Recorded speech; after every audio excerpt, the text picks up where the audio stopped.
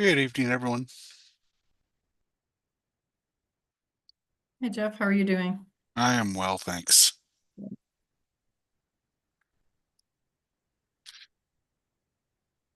Hey Jason, how are you? Since I can see you there. I'm good. I'm good. You? Good, great, thanks. Everyone's very high energy. This is literally like the last city meeting on the entire calendar on the website. Yeah. Actually, Counselor, since I have your attention there, none of the planning committee schedule isn't up yet Oh, for next okay. year. I've received it. Okay. Let me fire it through to you, Jason.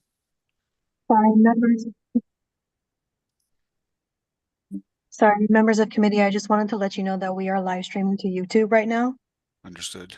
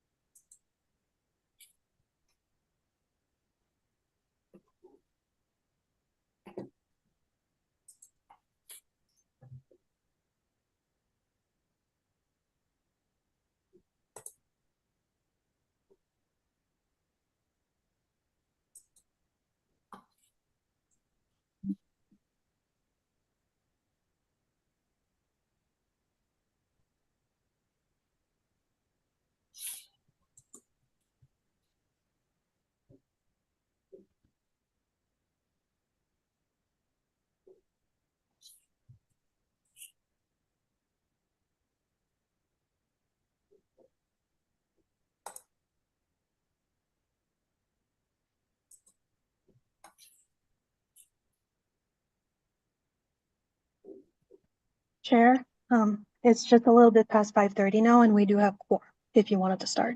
Okay, that's great. Thanks. Yeah, let's get going then. So good evening, everyone. Welcome and thank you very much for joining us in this evening's Planning Advisory Committee meeting.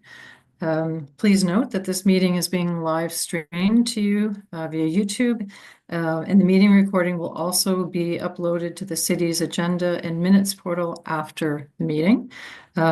I received regrets from just one member Huang. Before we get started, I'll just ask the committee coordinator to call the roll, please. So members in Zoom, if you could just please unmute yourselves for a moment while your name is called. Thanks very much. Member Ball? Here. Member Burgraff? Here. Member Huang? Member Kawarkasas? Member Lenk? Here. Member Nuruddin? Member Ride? Present. Member Roberts? Here. Member Sun? And Member White? Here. Chair Mackenzie? Okay, thank you. The first item is notices and meeting information for meeting participants and the public. I don't believe that we have anything with respect to that item. No, shaking of head. Okay, thank you. Declarations of interest. Are there any declarations for this meeting from members? No, okay. Seeing none, we'll go to the third item, which is just confirmation of the minutes from February 22nd, 2024. Are the meetings confirmed? Confirmed. Confirmed. Not hearing any any objections to that. Thank you. We'll confirm those. Now on to, I guess, the substantive part of the meeting. So committee items, we have election, actually sort of a procedural before we get onto the couple of staff presentations. Election of the vice chair. Members may be aware that member Hunter resigned earlier this year. And accordingly, we'll need to appoint a new vice chair for the committee. I'm going to invite Robert to lead the process for the election of the vice chair, please. Robert? Madam Chair, basically, you can open it to the floor to anyone that is interested. They can put their name forward. If only one member of the committee is interested, then we would just acclaim them in a form of a motion. If more than one member is interested, we would have to have a vote, and based on open meeting procedures, we would just call a vote until we had a selected member. So at this time, if you wanted to open the floor to nominations, we could do that. And what we will do is dovetail the term of the vice chair to match yours to February 2025. Okay, so with that, I'll open the floor. Don't be shy. Any nominations from the floor for the vice chair? Anyone at all? It's only a couple meetings a year. Not that onerous. I'd love to have someone put their hand up at this point and come forward to fill that role. If I could just say, I would be interested eventually, but not right away because I don't have a lot of experience. This is only my second meeting, so I have a lot to learn still. So I feel very much like I have a green thumb, unfortunately. I don't have the expertise required. Yeah, fair enough. Colin, Member White, did I see your hand up? Madam Chair, I'd be prepared to volunteer. I do have some experience with the committee adjustment and some long experience in the planning department of the city. So I'd be prepared to put my name forward, Vice Chair. Terrific. Are there any other nominations from the floor before we move forward then? Okay, seeing none, Robert, do you want to guide us on how we complete this task? Yeah, just a motion to confirm the acclamation of Member White to vice chair for a mandate until February 2025. If there's a mover for that. I so move. Or Okay, maybe not from the chair, but Member Rivea had his hand up. Okay, yes, thank you. And then if you can just call the vote. Okay, I'll call the vote then in support of that motion. Approved. Everyone, hands up, yeah. Okay, I think we can consider that approved, and thank you very much for stepping forward.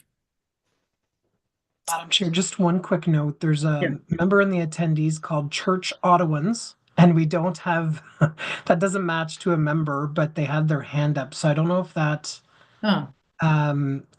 if they can hear me, if they can rename themselves their name, and then Melanie and myself can move that person to the panelist list if we can confirm that is an actual member. Okay. Just to put that as a note for you. Make a note of that. Yeah. Okay. Okay. Okay, so moving ahead to the main part of the meeting, really, and we're going to get moving ahead with the update to the 2024 new zoning bylaw. I'll now ask that staff provide an overview of this item. After the slide presentation, members will have an opportunity to ask questions of staff and to provide comments. And we have two staff presenters here this evening. I see Carol Ruddy, who's the program manager, of course, for zoning and intensification, and Tim Rowe, I believe, yes, you're there as well, strategic programs and project officer. So I'll hand it over to you, Carol and Tim. Thank you. Thank you. Thank you, Carolyn. We also have Royce Fu, who's the manager of policy planning. So Royce is with us here tonight as well to speak to official plan issues. So welcome, everybody. I'm happy to again be here with you to talk about the new zoning bylaw. Next slide, please. So tonight we'll do another overview of the project timelines just to refresh you. We'll talk a little bit about the consultation that we've taken to date. So just a brief overview, a refresh about what the zoning bylaw is doing and the official plan. And then we're going in the item 4 is an overview of the key issues that we've received feedback on as part of our public consultations. And for these key issues, which are very impactful issues, we're going to be developing options in our report that's going as part of draft 2 in March of next year.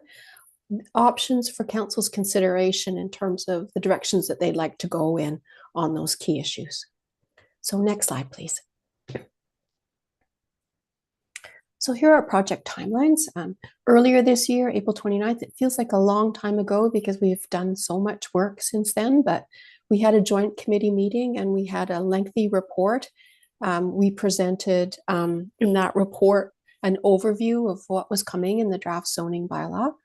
It's a very detailed report. If you want to refer to it, it'll give you a complete overview of the draft 1 of the zoning bylaw, the rationale for the provisions, and supporting documents. Then on May 31st of this year, we released the first draft of the zoning bylaw and the zoning map on our Engage Ottawa page. June through October of this year, we have active consultations. Actually, they continued through November. Our staff are busy right now at their desks, trying to take everything that we've received in comments from the public and continue to receive. We're receiving actually the most detailed comments that we've received to date at this time.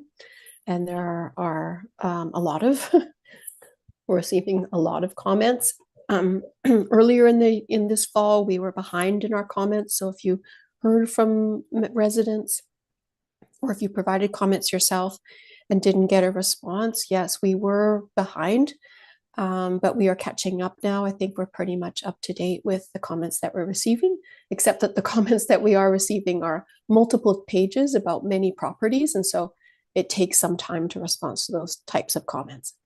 All of the work we're doing right now is in terms of revision. There's all the track changes that we've got in draft 1 of the bylaw, or will be released as draft 2. In March of next year, and there'll be another report that'll provide an overview of the changes. This time the report will be much shorter and the supporting documents will be doing a lot of the heavy lifting and presenting what's changed. Then in 2025, we're going to have March through September, another public consultation period. Our public consultations, really, we would hope to receive substantive comments by August 1st. Because we have very tight turnaround times to bring that draft 3 to council for approval at the end of the year. So there we are at the end on the far right, December 2025, the final draft of the zoning bylaws due at council. Next slide, please. So public consultation it's been ongoing all year. We had on June 20th, a citywide virtual session that was quite well attended with over 300 people. We had 8 ward specific virtual sessions in the summer extending into September. And at each of those 8 virtual sessions, we had a breakout room for each ward. And then following that, we had 5 in-person open houses in various locations in the city. Next slide, please. Right, so I'm just going to jump into, and I think that given your interest in planning, that going into a lot of detail about the official plan is probably not, it's something that you know about already, but I'll just run through these slides and I'll try and go as fast as I can to get to bring us really up to date to where we are right now with the options that we're looking at for the key issues. But probably, as you all know, the official plan sets the framework for the zoning bylaw. And the zoning bylaw implements the objectives and policies of the official plan by establishing legally enforceable regulations. So there at the top is the Ontario Planning Act of our inverted triangle. Then the provincial, it should be planning statement now. Then the City of Ottawa official plan, and then there the implementing document, the zoning bylaw. Next slide, please. Key directions in the official plan. There were many new policies concerning the densities that we need to achieve to get the number of dwelling units that are forecast to be needed. So those densities, there are density targets and requirements in Part 3 of the official plan.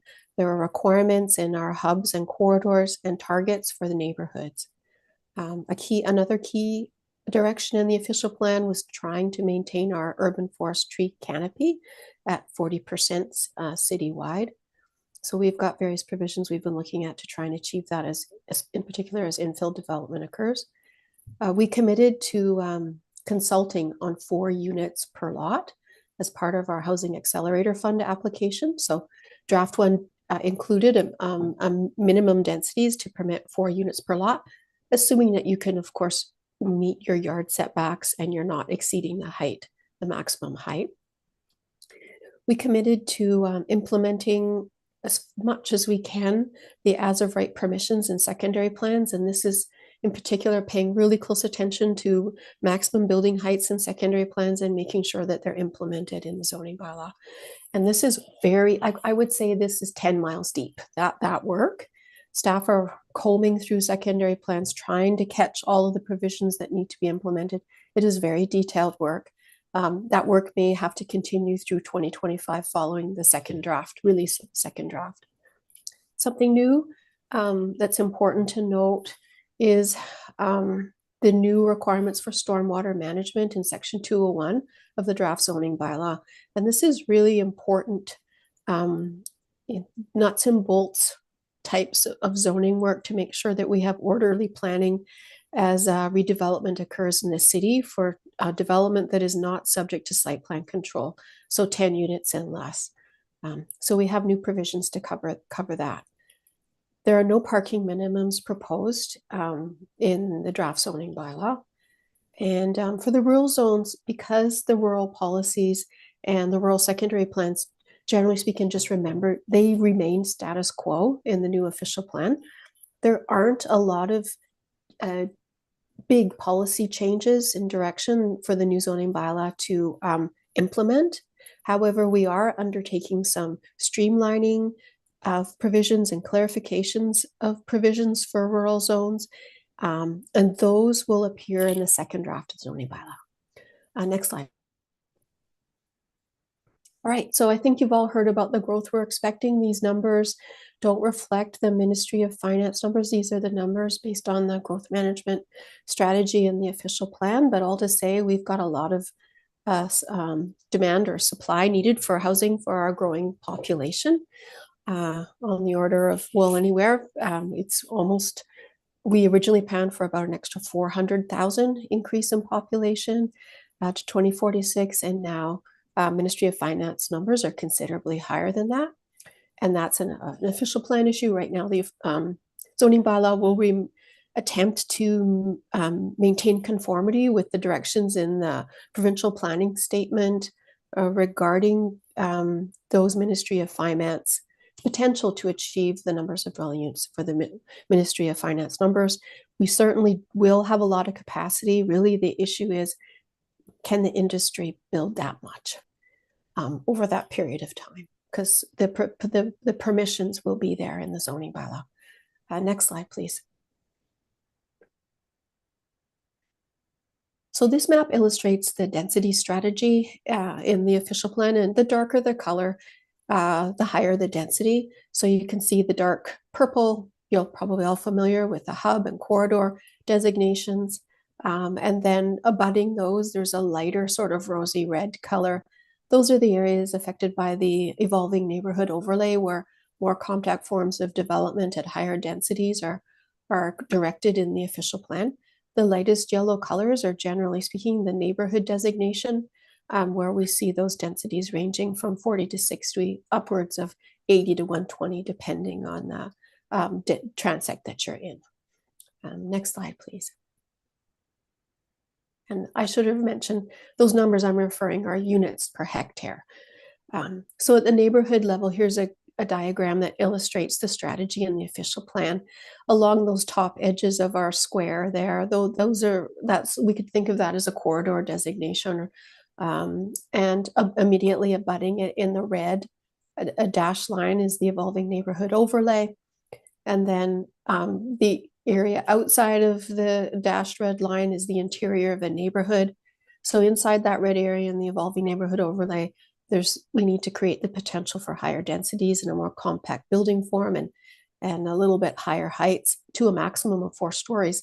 And then in the interiors of neighborhoods, the official plan is directing us to do a more context-sensitive approach to development, where we try and replicate the envelope that's in the current zoning bylaw for the current residential zones, but allow higher densities within that envelope. Next slide, please. So we have supporting master plans to make sure that we've got the servicing and infrastructure in place, and the transportation systems and parks and recreation facilities in place as the city grows. And those are our supporting master plans to the official plan, which should be, taking the direction from the official plan in terms of the densities and population we have to provide for, and making sure that the infrastructure is there for that growing population. Next slide.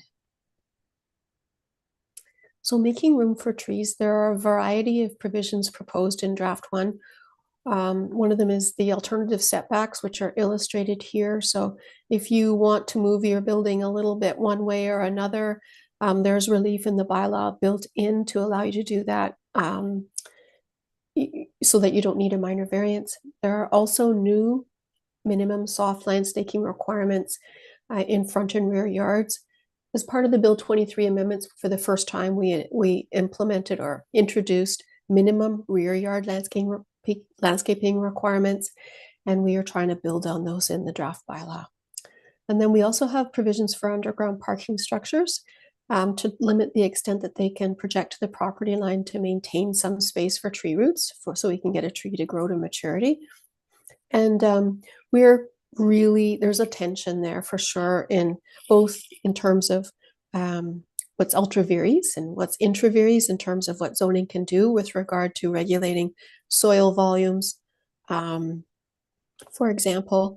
And so we are facing challenges in that regard. And as well, for the minimum soft landscaping requirements, there are tensions there as well for just trying to figure out how to make sure that we are making enough room for trees and trying to balance all the other functional aspects on a lot. Next slide, please. So removal of parking minimums has been interesting for people to try and get their heads around. We always like to say that it doesn't mean that parking won't be provided. It just means that it's a choice-based approach. A key message in the information that we've provided so far about our proposal for minimum parking has been we've overlooked, and that's really making sure that people understand the extent to which parking is not currently required by the current zoning bylaw, because there are a lot of circumstances in many locations in the city right now where it's not required, and chaos has not ensued in the streets. And then as a result of changes to the Planning Act, sort of building in on where it's currently not required in the city under our current zoning bylaw, as a result of Bill 185, the provincial government changed the Planning Act to say that we cannot require parking in certain locations in municipalities, protected major transit station areas and areas with higher order transit. So we'll be presenting that information as part of a complete picture about where parking can't legally be required by a municipality and where it is currently not required, just sort of to flesh out that picture. Next slide, please. So just a little bit of information about our residential zones right now in 2008-250. There are over 140 residential zones and subzones. And if you break that down into the number of separate standards within those zones and subzones, there are over 500. And we have 17 pages of zone provisions for residential zones. So over the years, all of these provisions have increased and increased and increased. And we've gotten to the point where, it's as a tool as a regulatory document, the zoning bylaw is not very efficient right now. Efficient in the sense that it is very difficult to implement. And so we're really working hard to try and simplify those provisions. So next slide, please. So we've taken all of those separate standards and streamlined them into 6 neighborhood zones. The first 4 and 1 through N4 are low-rise zones of increasing density, N5 is our mid-rise zone, and N6 is our high-rise zone. All of those provisions are included in section 801 right now in the draft. And they include the yard setbacks and the maximum permitted densities and maximum building heights. The subzones really are the lifting part of establishing that building envelope. And so they set the setbacks and the maximum building height. And the densities, or rather the setbacks, and then the primary zones look after the density and the maximum building height. In section 802 right now, we have built form standards, which include our rear yard setbacks, our building depth, building fenestration, and articulation requirements. And we've heard a lot of comments about those provisions, and we are revising them in response to those comments. And then in section 803, we have our site functional standards, which deal with waste management, and our front and rear yard soft landscaping. Next slide, please. So these are the primary zones, and it's just this is a different way to organizing zoning provisions than the current zoning bylaw. So if you haven't been sort of thinking about these and looking at them for the last year or so, or since earlier this year when they were released, it might be a bit unusual. But as I said, the primary zones establish your building height and your density.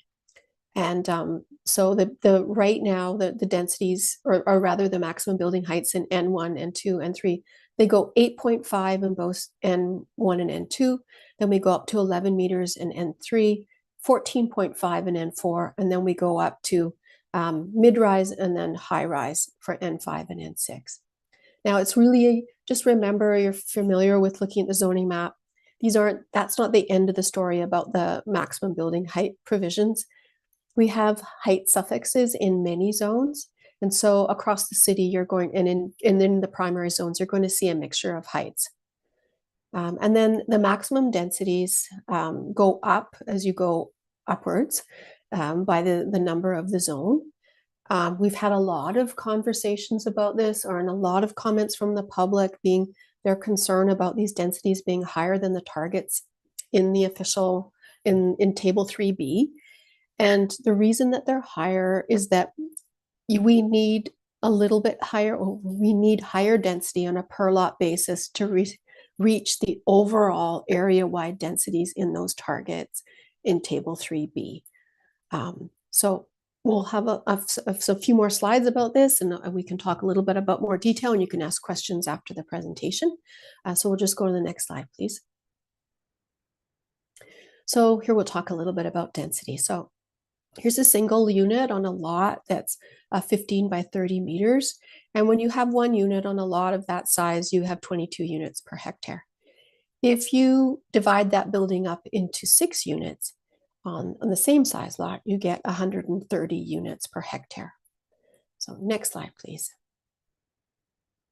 So if we look at a block, and this block on each side, each of these blocks illustrated is 1 hectare.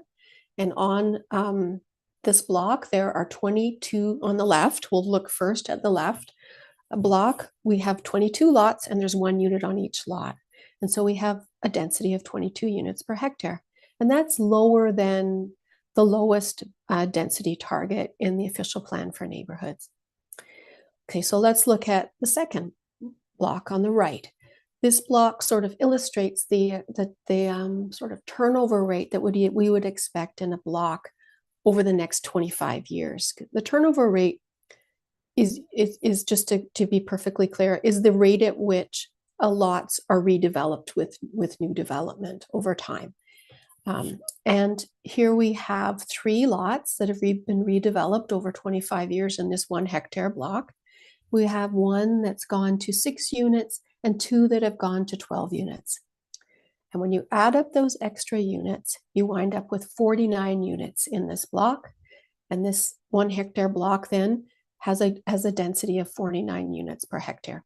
So you can see that when you have a relatively few number of lots turning over 25 years, if you want to reach the area-wide density by the horizon date for the official plan and achieve those numbers of units that we're looking for, you need to have densities that are higher than the area-wide average density that's referred to in Table 3B. So next slide, please. So here are the subzones, and really all of this work is Robert Sandercott. Robert is the lead for the neighborhood zones.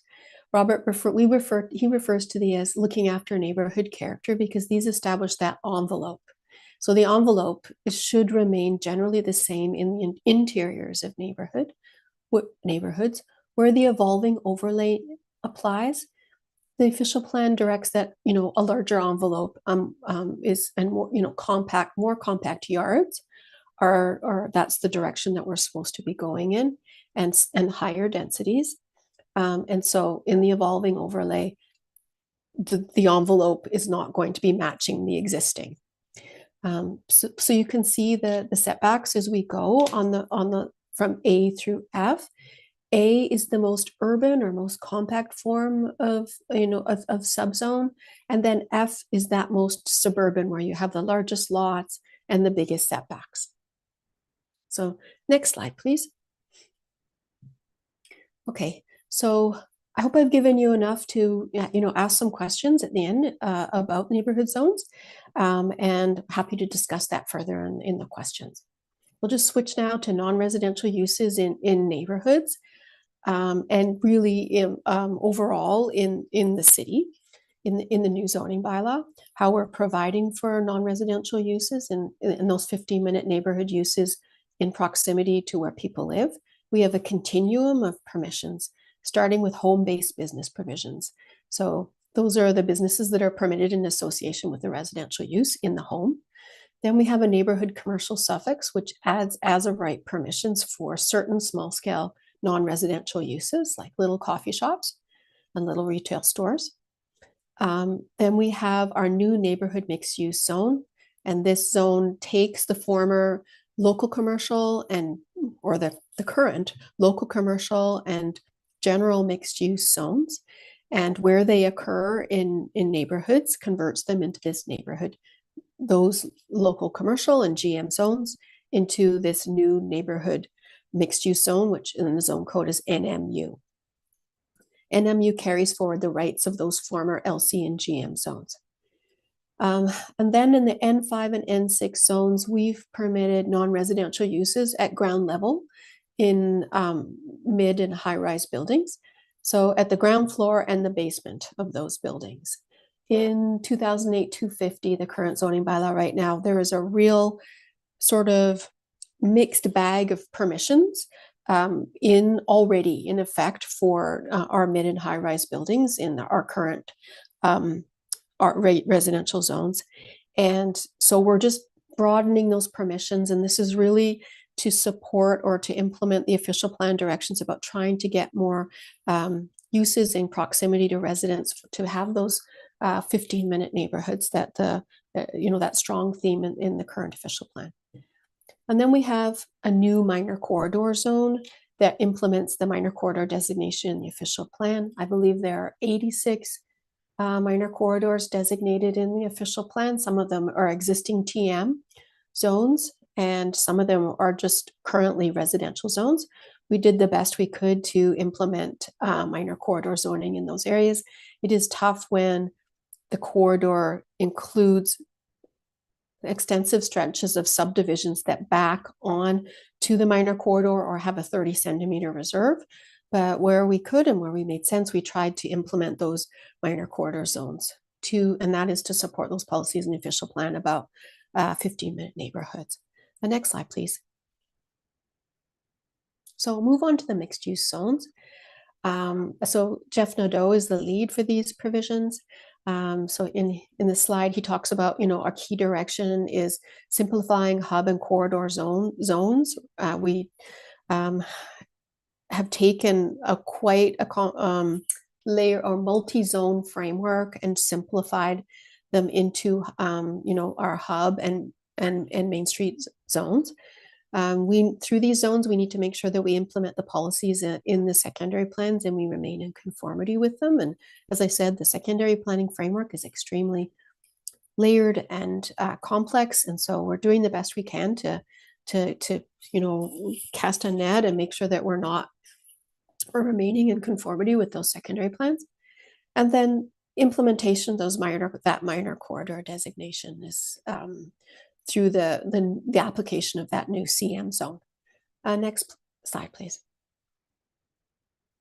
So the height strategy for our hubs and corridors is really dependent on the heights that are specified in secondary plans.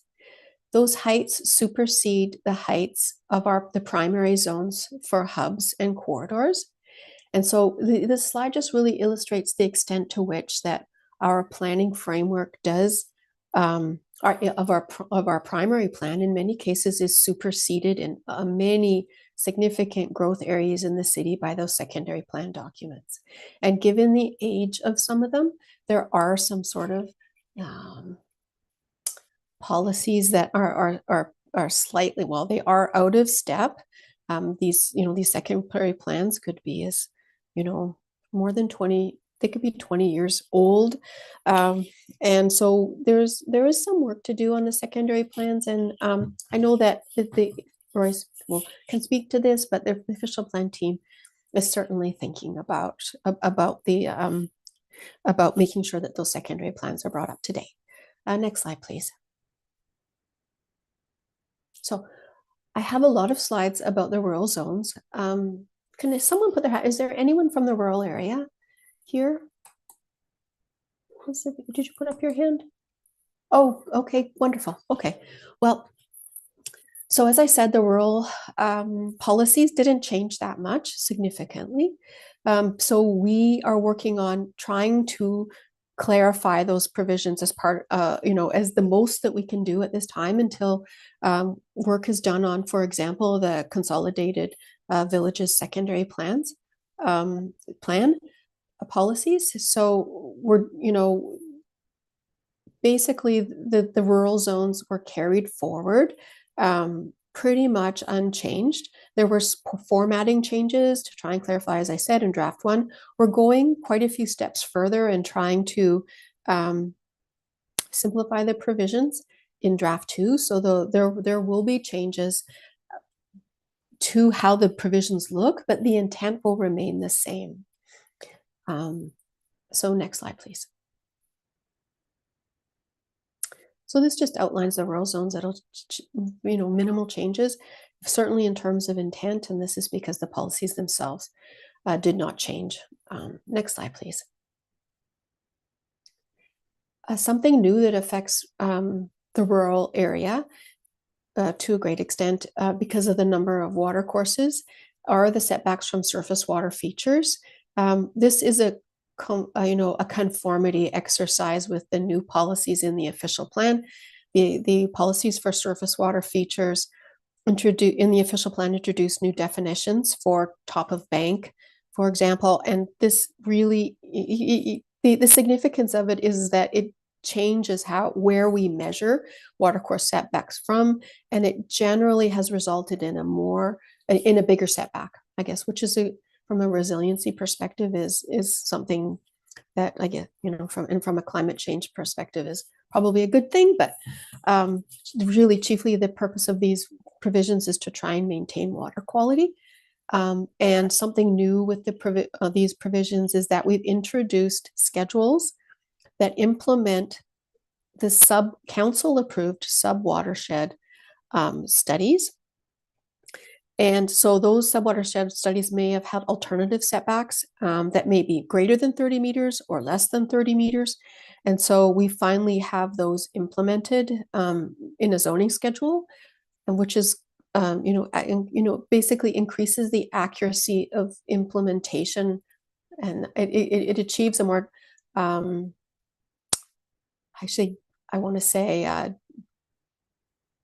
genuine or accurate implementation of intent of the official plan by having these alternative setbacks for certain water courses.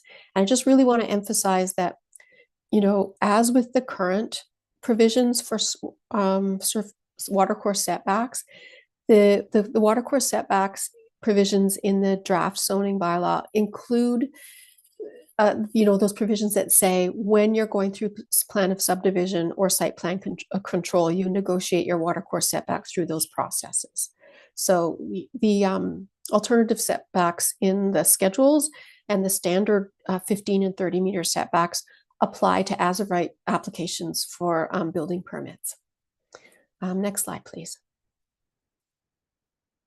So the mineral aggregate overlay, once again, the policies changed in the official plan. The official plan introduced an overlay approach, but the intent didn't really change that much. However, it did necessitate that the zoning bylaw take a different approach. We had to implement an overlay for our mineral aggregate resource designation. And this is because the policies in the official plan direct us to revert back to the underlying designation. So whether it's agricultural resource area or rural countryside, for those lands within that are affected by the mineral aggregate overlay in the official plan, if they aren't currently in a mineral extraction zone with a license. So we've had quite a bit of mapping work and effort put into just making sure that we implement that direction in the official plan, but the intent remains the same. The policies in, the provincial planning statement are very strong in protecting aggregate extraction. And so, the official plan maintains that intent, and the zoning bylaw will as well. Next slide, please. I think I've already covered this, and we'll just go on the next slide. So rural industrial logistics, we have new designations, and we needed to reflect those new designations with our RIL, Rural Industrial Logistics zone, and you'll see those new areas around interchanges. You'll also see the RIL zone used in the CARP corridor because it is an employment area now for Planning Act and provincial planning statement purposes. So that's what happened with that designation. It's a conformity exercise where we've developed zone to implement the policies for the rural industrial logistics for the designations in the official plan. Next slide, please. For the rural residential zones, once again, we have to carry forward all of these permissions to recognize all of these subdivisions that were approved by the former municipalities prior to amalgamation and since amalgamation by the city. And so we've just carried on with those. However, they are going to look differently in the draft 2, but we'll be making sure that we are not going to be creating non-compliance with the approach that we're taking with our rural residential zones. Next slide, please. The village zones, once again, it's carry forward. We did try and convert the residential provisions away from a typology base. So typology meaning, using terms like detached dwelling and semi-detached dwelling. We just refer to 1 unit or 2 units being permitted in a zone. And that's really, the extent that any changes will go in terms of those village zones, because when the secondary plans have not been revised. Next slide, please. Now, the environmental protection zones, there's been just many months of work done on trying to bring the boundaries of our EP zones to match the new boundaries in the official plan. So it's extremely detailed work. It's like tiny slivers, many slivers of these irregular shaped parcels. And so that work's ongoing, and it may be ongoing right until next year when we finally bring draft 3 through to council for approval. But the point is that we need to match the OP boundaries, and so there shouldn't be any surprises about where those boundaries are for the EP zones. They match the boundaries in the official plan. Next slide, please. All right, so this year the zoning team brought 2 updates to Planning and Housing Committee in documents called Information Previously Distributed. And so those documents go in the form of a memo to Planning and Housing Committee, and they're on the agenda and they're received for information. And it's just our way of trying to keep Planning and Housing Committee and Council and the public up to date with what we've been hearing. And so the information that we provided in these IPDs was, to identify these key issues that we've been hearing about in our public consultations. The first IPD was in September. The second was in December. I think that they were shared with your committee, and I hope that you received them for your information. But the December IPD included the most details. Here are the issues that were identified: minimum parking rates in villages, maximum driveway width in villages. We heard from rural councillors who, have subdivisions, for example, in Richmond, where the built form is very compact, and not just the built form, but the street network and the whole thing about how the subdivision has been designed. Some of the issues that are a problem in these neighborhoods where they're experiencing problems with parking, not enough parking, on-street parking on the street that's not working, are related to zoning. Some of them are related to zoning. Those subdivisions happen to have exceptions that allowed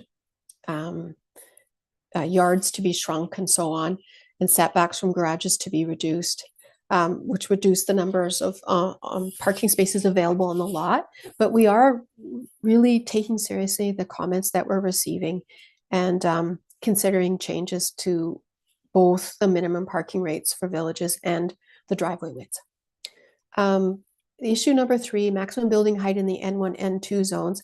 It really is a question of how we set the heights in the primary zones. What we inadvertently did is we really reduce the maximum height that's permitted in the suburbs inadvertently. So I think what we did is set the maximum height in N1, N2 at 8.5. When you really look at the zoning map in detail, you see almost all maximum heights in suburbs are 11. It wasn't our intention to downzone them. So we just have to sort out a way to fix that and recognize the maximum heights that are permitted right now. And there's 2 ways we can do it. We can modify the maximum height in the primary zones and then add height suffixes to make sure that we achieve that context sensitive form of development or don't take rights away. Or we can just add height suffixes to the suburban zones to make or modify their exceptions to make sure that they continue to have the right to the 11-meter height that they have right now. So we'll sort out the most efficient way to do that, and we're working on that for draft 2. Issue number 4, conversion of R4 zone to N4 zone. So the R4 zone right now has a wide range of densities, and we call them the R4 junior zones. So those are the R4A up to about R4L, and a few other R4 zones that permit a maximum of 4 units in an apartment building. And that's really more akin to 4 units as a minimum. You could say that we're proposing to permit that in the N1 right now. And so we really figured, well, you know what? Our level of resolution of how we handled the N4 zones probably wasn't as detailed as it should have been. And we're looking at taking some of those junior R4 zones, and instead of converting them into an N4 zone that does not have a density limit, so you'd be going from 4 units to a zone that does not have a density limit, does not have a maximum number of units per lot, we're thinking that perhaps we may take those areas down to N3. And there'll still be an apartment zone, but that's a smaller delta, a smaller change between the status quo and what's proposed in draft 1. So we're going through this process of trying to, sort of ground truthing and doing some pruning and modifications to smooth out some of these issues that are being identified through the public consultations. So for issue number 5, neighborhood zones, we've had comments from the public about inconsistent distribution of density. Okay, so what they've noticed is that in certain neighborhoods, if you compare neighborhood by neighborhood in terms of their proximity to transit stations and so on, there are certain neighborhoods, they share all of the same characteristics with another neighborhood in terms of this, straight up implementation of official plan policies. But the zones that were assigned are denser in some areas than they are in others. And there's a correlation, like people were saying, well, it looks like in these less affluent neighborhoods, you haven't upzoned them that as much. And they're saying you purposefully did that. You're putting all the density in the less affluent neighborhoods. And that's not fair. And what they've observed is absolutely right, but it's not as a result of a purposeful strategy on our part to try and, load up the density in less affluent neighborhoods and put lower densities in affluent neighborhoods. The difference, or how this happened, was a result of how the zone codes were converted. So basically, the less affluent neighborhoods had a higher density or a higher zone to start with than the affluent neighborhoods. And so they went up to say N4, and then the affluent neighborhoods went up to N3, even though they were R1. So they went R1 to N3, and then the less affluent neighborhood maybe went from R3 to R4. But from an official plan perspective, they're the same distance from a transit station. And so we're really trying to take a look at that and apply, take a step back, look at the process that we used, look how it rolled out. Is that really what we intended? Is that really, I don't want to use the word fair, but is it an effective implementation of official plan policies? Or is it just, a sort of mechanical conversion that happened without proper consideration of the result? So we're trying to give the zoning map that proper consideration instead of just, saying, okay, we plugged in this conversion exercise, that's it, that's what it is. No, to do a proper job, you have to then take a step back, consider the official plan policies, and just decide whether you need to do some sort of sculpting to try and make sure that you have an equitable and sort of consistent application of official plan policies. So that's issue number 5. And then issue number 6 is the building height transition framework. And staff have added this as an issue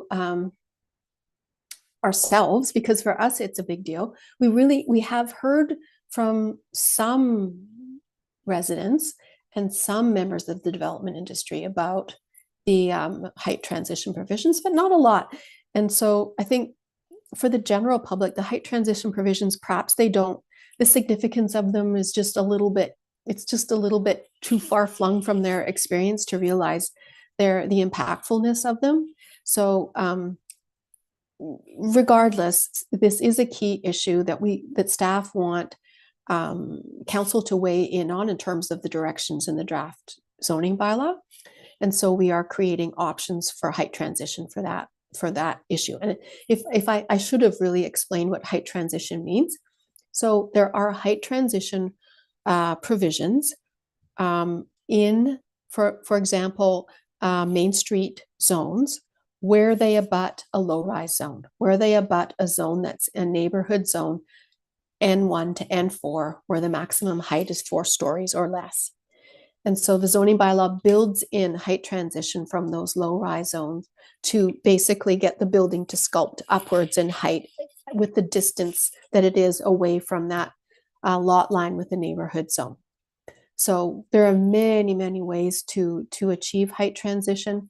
There are many decisions to be made about what is your maximum upset height, and where are the break points for when you get to go from lower, from a podium to the tower portion of the building for a high-rise development. So that's what the height transition framework is about. Next slide, please. So here's some examples of the height transition strategy. These diagrams were in the IPD, and so we've just illustrated, several options. And actually, within each of these options, there are sub options that are sort of spoken to in the IPD.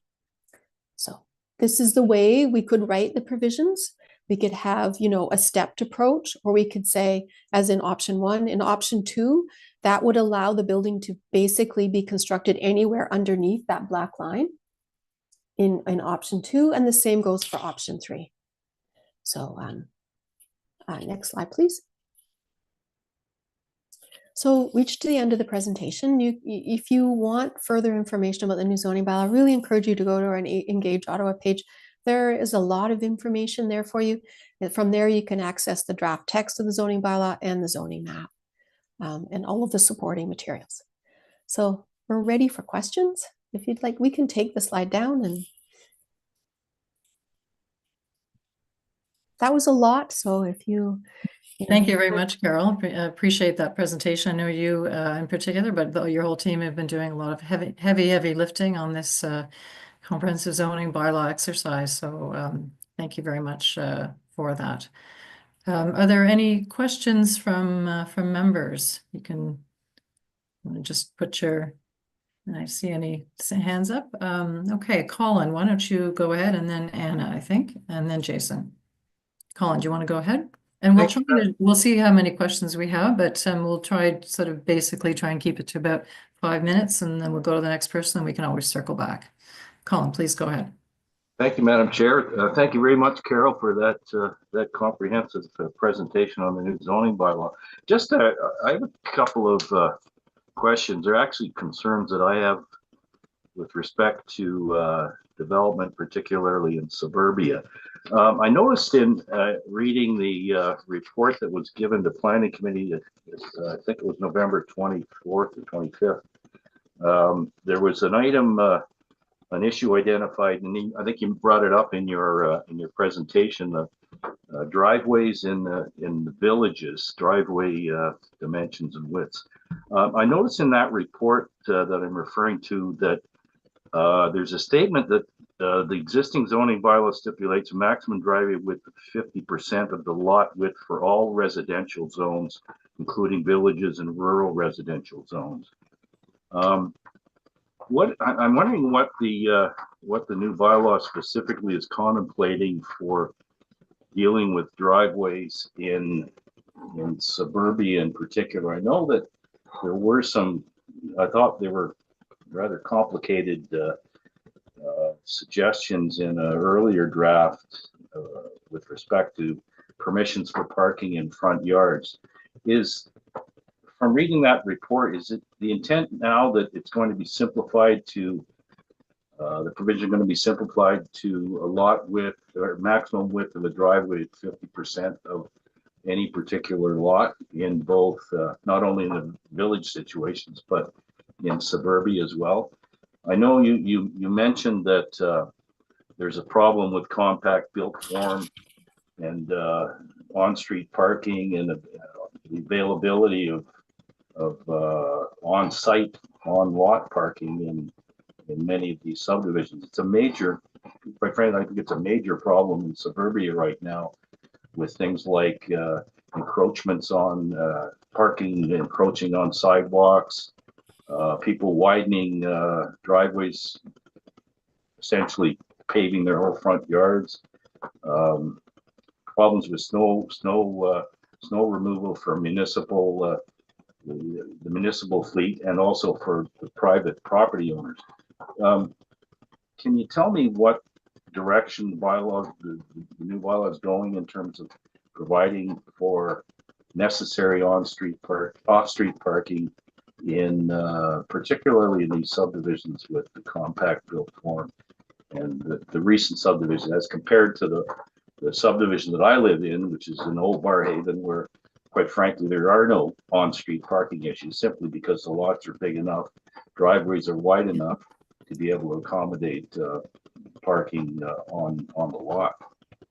Yeah, I think there are the provisions in the bylaw currently. There are standards there that they get varied through ZBAs or through OLT or OMB decisions.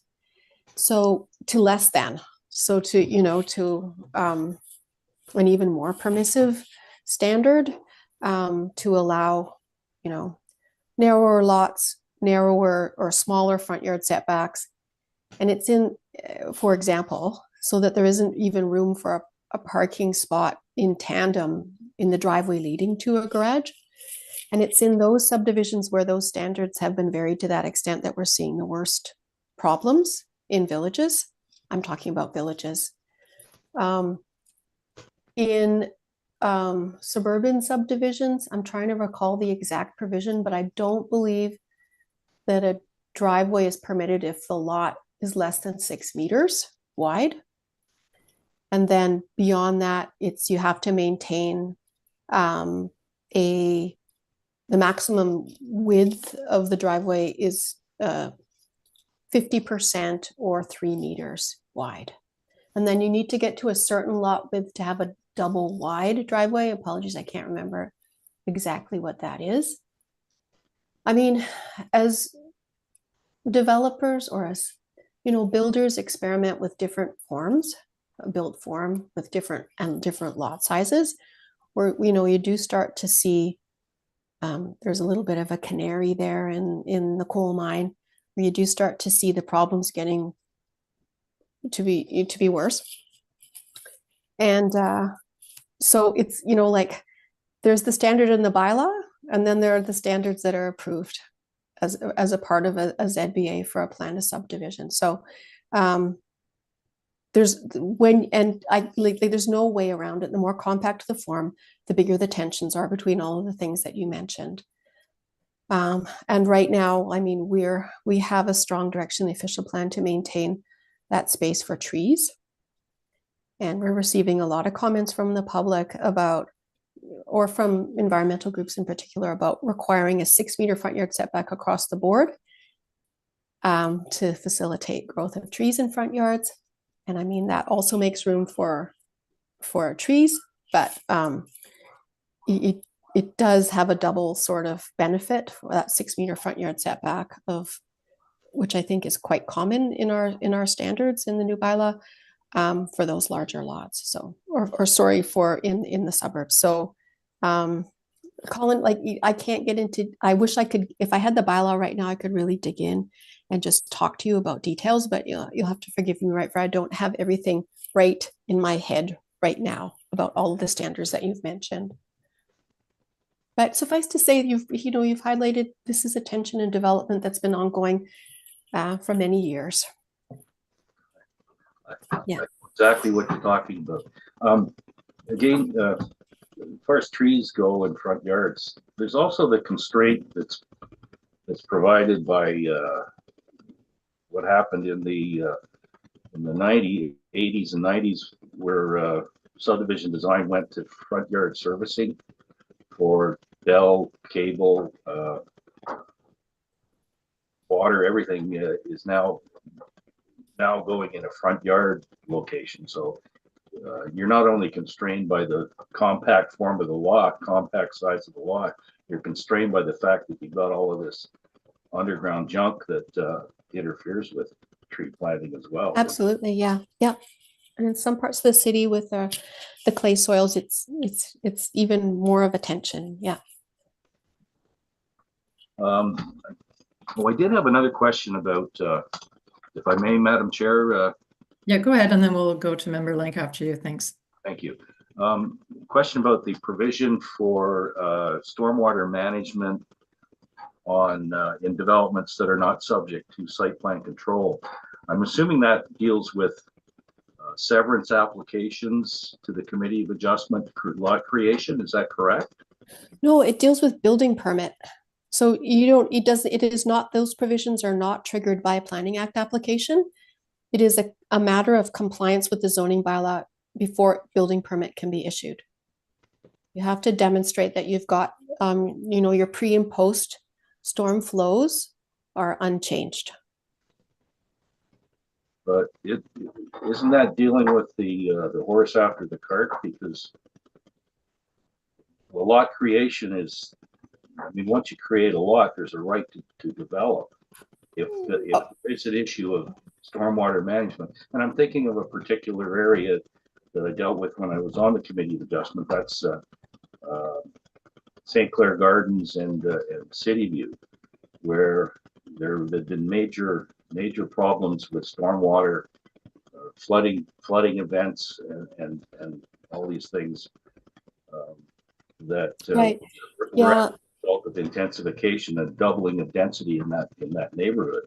And I was a dissenting member of the Committee of Adjustment on most of those applications because I was well aware of the problems from a historical perspective over the years working in the PN at the time with the flooding issues that we had to deal with 25 and 30 years ago.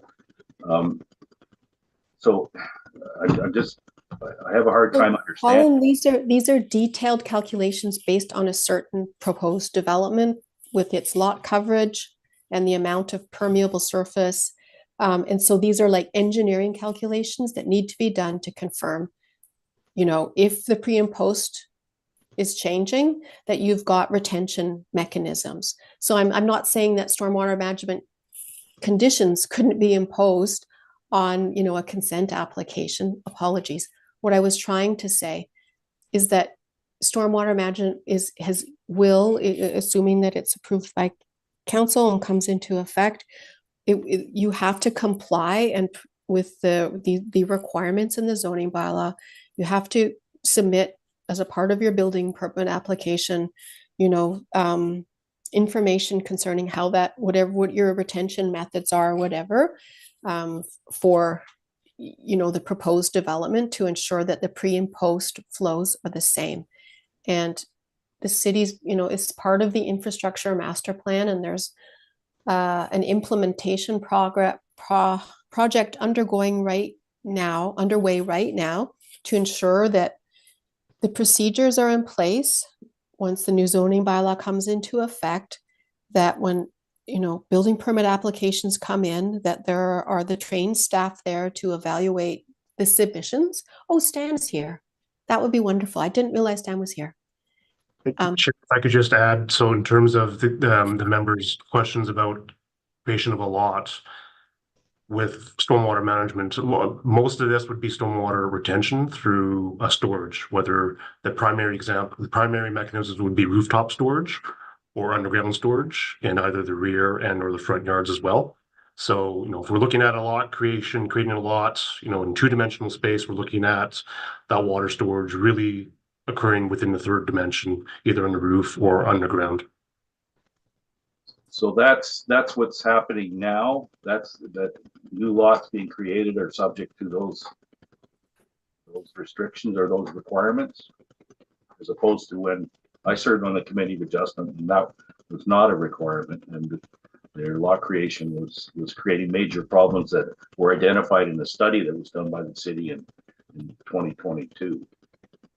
So, Chair, if you would hope that through that consent application and or the minor variance application, that the ultimate outcome of multiple dwellings would be part of the application, and then that would actually be that would trigger a review, and the applicant would be able to work with staff to find what would be some solutions prior to that lot creation.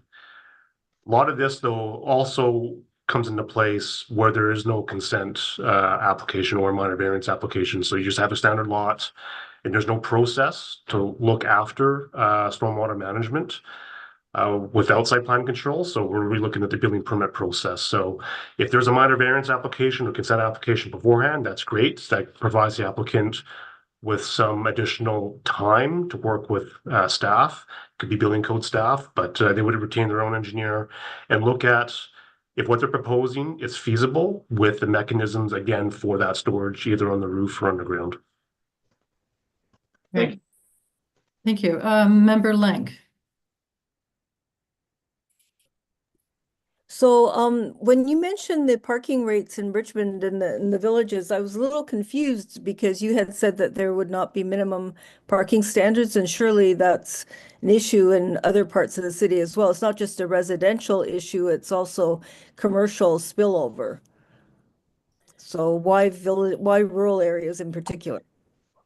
Well, rural areas have, in terms of a number of reasons, actually. I mean, their transit service is not what other parts of the city have. They are those communities are a lot more car dependent than other parts of the city. So it's prompted by that particular situation in these villages that are very still car dependent. Member Link, did you have a follow-up to that, or if not, I'll go to Member Burggraf. Yeah, go ahead, Jason. Well, first and foremost, thanks, Carol, for going through all this info and actually rather succinctly, considering the scope of work that's there. So I much appreciated. Two quick questions and then maybe one more of an open one, hopefully. For when draft 2 comes out, will it be possible to see like a redlined version from draft 1 to draft 2? Okay. Yeah, we're going to do it in track Oh, changes. yay. Yeah, you won't have to struggle to see what's different. Awesome. Yeah, and we'll have notes in our note column that says we did this because of this. Cool. That's awesome. Thank you. You mentioned almost at the end about with the issues on the IPD that you wanted or staff wanted council to weigh in on those options to give, direction on how to move forward. What's the process for that or the time frame for that? Like is it through planning and housing, or is it going like if so, what's the time frame you want kind of that direction? I'm anticipating that when we present the report in March of 2025 to joint committee and then to council, that the councillors are going to take that opportunity to weigh in and make motions to choose whichever option and make their case for whichever option that they think is the best one. And I'm hoping that the information we provide in our report will help them to have informed discussions about those options. Okay, and then we'll awesome.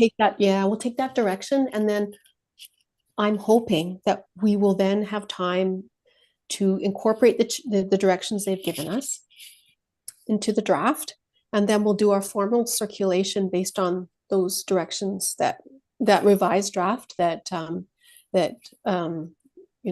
on the directions that council has given us at joint committee and council. We'll then circulate our statutory circulation for 28 days, that document. Yeah.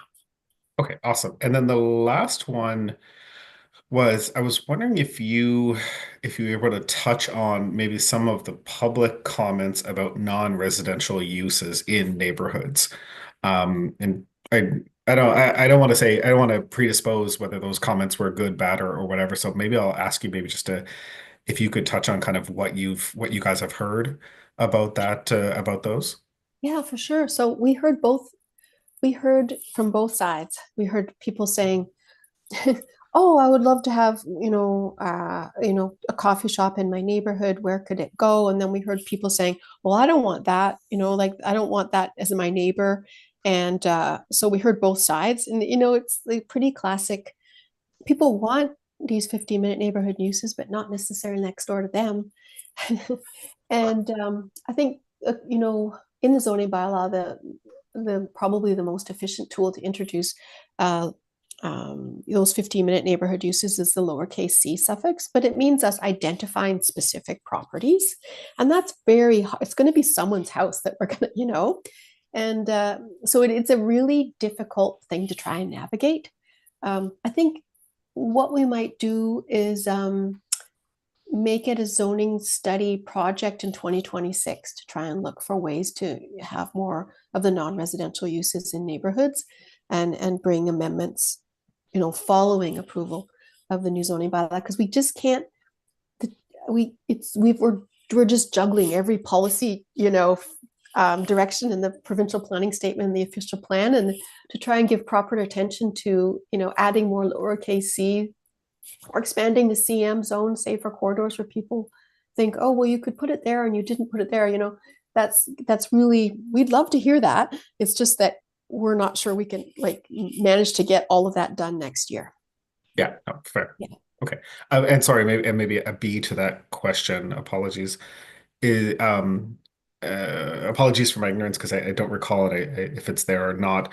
The things you will be able to do in your neighborhood or in your the types of businesses you'll be able to run in your house, is that an exclusionary list in terms of here are the things you can't do, or an inclusionary list of here are the number of things that you can do, but it's limited to kind of this.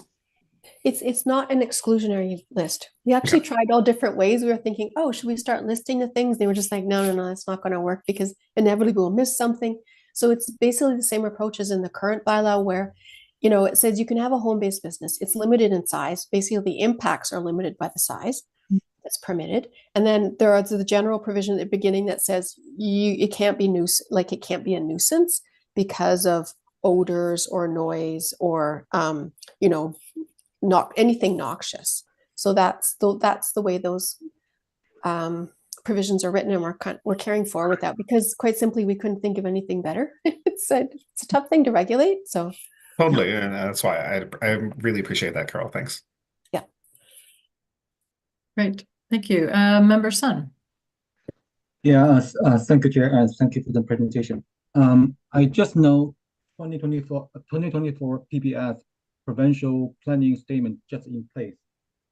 I think I read somewhere the next year for the current official plan will have the peer review. So I'm just wondering these two the new policy and potential amendment to a current official plan would reshape the current zoning bylaw work or have big impact on the new zoning bylaw draft.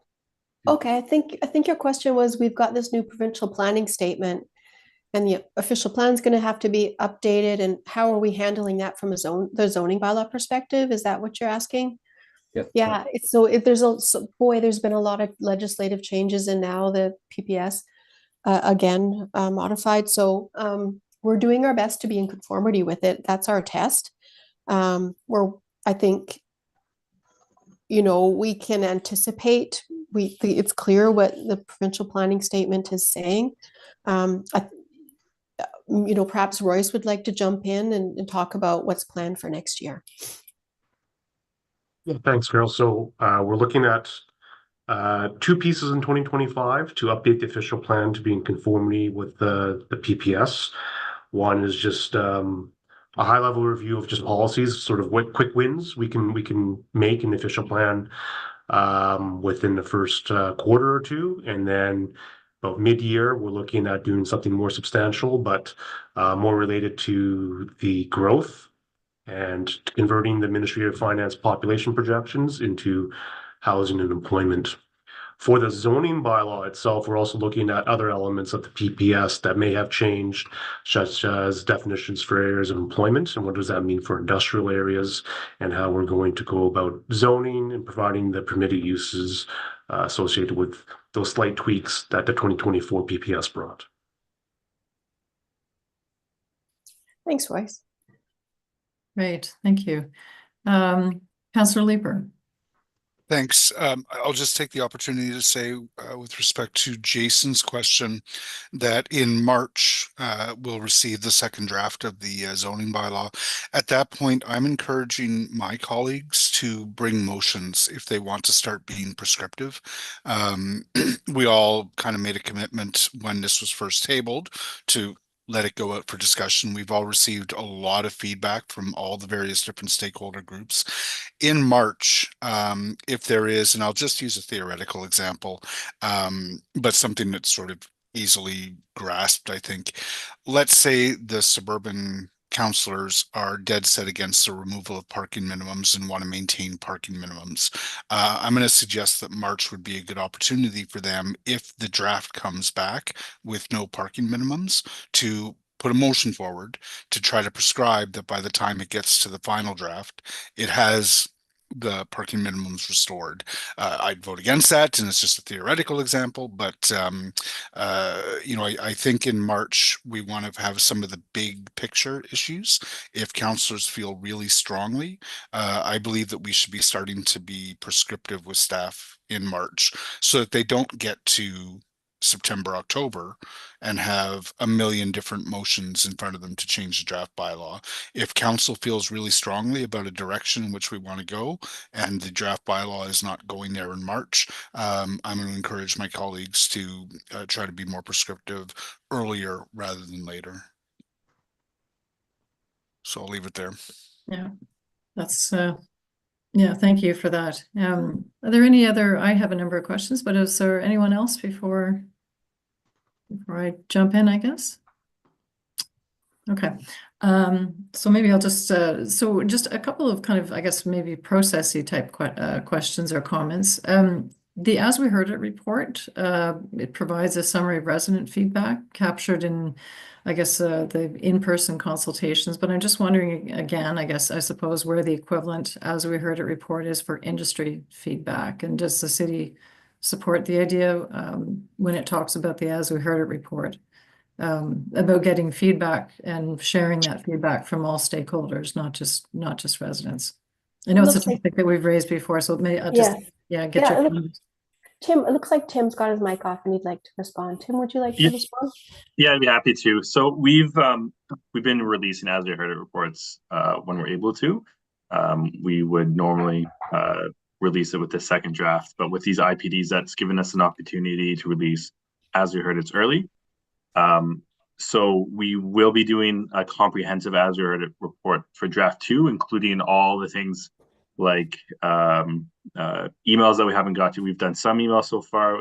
In the September one, we'll get caught up on that. We have the in-person open workshops that we still need to release the As We Heard It for, and then also the As We Heard It comments and discussion that we've had with industry and also different community associations. So there's still a lot of As We Heard It work that we're working on right now and getting prepared in anticipation for the second draft coming out in March. Okay, thank you, Tim. Yeah, thank you. It's many hours of transcribing information. So it is. So when Tim said we've been sending them out when we're able, we've been sending them out when they are transcribed and translated and converted into a PDF. And so it's a process, and we don't have 6 people to work on this. So right? I know, I realize that, and I appreciate how much work it is. And I know I've raised this before, and I'll continue to raise it, I guess. Because I think it's so important for residents to hear from, and typically I'm talking about industry really, to hear what industry's concerns are, so that we can try and build understanding of those concerns. I think it's very important for residents to be able to see what the concerns are. We're talking about zoning bylaw that in many ways is all about meeting our growth management plans and intensification. How do we get there? We need to encourage the development industry to build. At the end of the day, I think it's really important that residents have a clear understanding of what the barriers are from industry's perspective, and then we can talk about them. As opposed to sort of talking over or at each other, but not really talking with each other. Anyway, so enough said on that. What is you mentioned earlier, you talked about staff's timeline for responding to written comments. And just to clarify, because for my own, I had written on behalf of my own community association. I don't think we've had a response yet. So I'm just wondering when I might expect to hear back. And again, I know I can only imagine the avalanche of comments that you've been having to deal with. Yeah. Yeah, we're receiving comments that are 12 pages long, and so something like that is going to take a team of people to respond to. And then, we may get, could be 2 or 3 of those, a day. And sprinkled in here and there, like many, others, single question comments. So I'm not sure when. I'm trying to recall when we received your comments. I know that as a team, staff are doing their best to right now finish their draft provisions. We just actually, our internal deadline for our draft provisions was just within a few days ago. And now staff are switching to getting their contributions to the report ready. So, responding to community associations is well, apologies, but third on the list, because we have to meet our timelines for our deadlines for getting that draft ready so that we're delivering a zoning bylaw to joint committee in March. So staff are juggling a bunch of things right now. I'm not sure when the Glebe one will be ready. I think Tim, do you have any intel on that one? It's Yeah, and timeline. I'm not trying to make this about my particular, I'm asking the question more general because I assume there are others that are, so I'll say sort of outstanding as well. And I think it sort of matters because based on the response received, depending on I'll say how how strongly people feel about whatever issue that they've being raised, depending on the response received, it'll also provide some indication of if staff say, well, we're hearing this, thank you for raising this, and give an indication that there might be some movement on it, then we'll hopefully let you do your work to a certain extent and not bug you because you've got lots of work to do. Yeah, I will say but that we are much more caught up now than we were a month ago, and Tim can provide details. Tim? Yeah, to the chair, we have about 10 community association submissions that we're still working through. Yeah. They're very detailed and takes a lot of staff work. We've had internal deadlines that have taken, these take days to work on, and they take multiple staff. And so we have encouraged community associations to break them up to help us submit. But we accept them however they are. But I think we've tried to communicate to community associations that these big bulky ones do take a lot of time to work through. We are working through them. I have, we remind planners to continue working on them. They're all in draft to some stage or another, but we do and have tried to make as comprehensive of comments that we receive as we can. We do take them seriously.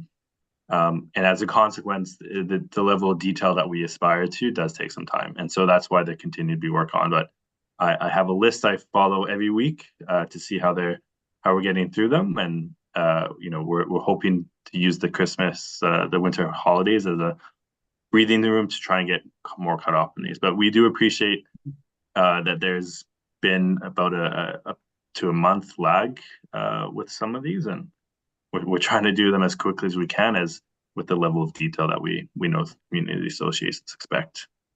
Yeah. Okay. Thanks for that. My next, I guess, comment, and it kind of relates to, I guess earlier this year, the city had brought forward a draft monitoring report for the official plan. I'll just note that our overall goal, as we all know, is to become the most livable mid-sized city in North America. But we don't actually appear to have a specific and measurable definition of livability. So I'm not sure how we'll actually have an idea if we're making progress towards that goal without that. And I guess, and I mention this because I think the idea of having clear goals and being able to measure progress is also important to the success of the zoning bylaw. I think the city quite rightly has identified 15-minute neighborhoods as really a key focal point for achieving Ottawa's overall livability goal. Intensification being a very important part of that picture, in my view. But we don't seem to have identified or defined clear outcomes for 15-minute neighborhoods. In terms of measures of success, how we will measure that, and then linking it to the zoning bylaw, and in turn then the official plan. So I'm just wondering, should we not have a plan to measure the impact of the zoning bylaw on neighborhoods and the components that make them livable? Really to ensure that while achieving intensification housing objectives, we're also matching, I'll say, promises made regarding important 15-minute neighborhood elements that keep up and make Ottawa highly livable, as we say our overall goal is. I think it's a matter of keeping these elements developing and also in balance. But how will we know if we're succeeding in this area if we haven't defined success? How will we know when we're not, so we can course correct before it's too late? So I would just want to sort of park that idea, having acknowledged, and we just had a discussion about how you're just trying to keep up with comments and incorporate everything else. But I just sort of want to park that idea here, and because I think it's important that we can really measure the impact of.